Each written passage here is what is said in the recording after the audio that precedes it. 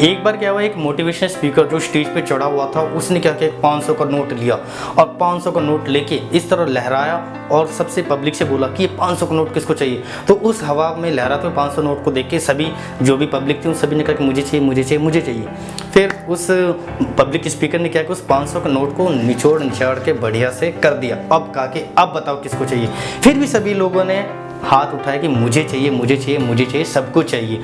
फिर उस public speaker ने क्या किया कि उसने क्या किया, चलो ठीक है मैं क्या करता हूँ उस 500 के नोट को पानी में भिगा देता हूँ। उसने उस 500 के नोट को पानी में भिगा दिया और फिर उसको निकाला और फिर दोबारा सभी पब्लिक से पूछा कि अब ये नोट किसको चाहिए।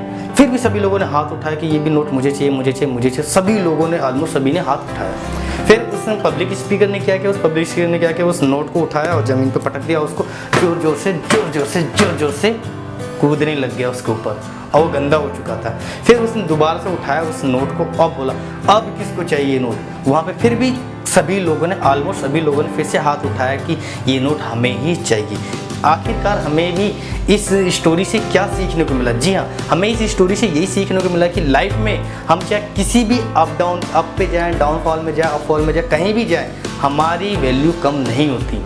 एक 500 के नोट को अगर उसने निचोड़ा, मड़ोड़ा, पानी में डाला, कपड़ा गिंदा किया, कुछ भी किया, लेकिन उस 500 के नोट की वैल्यू कम नहीं हुई, तो सोचो आप लोग तो इंसान हो, आपको निचोड़ा भी जाएगा, पीला भी जाएगा, जॉब करोगे तो धोया भी जाएगा, सारी चीज़ें होंगी आपके साथ। लेकिन इस चीज़ को मन में कभी भी एक बार मत लाना कि आपकी वैल्यू कम हो रही। जी नहीं, आपको निचोड़ा जा रहा, रगड़ा जा रहा ताकि आप एक हीरे की तरह चमक सको।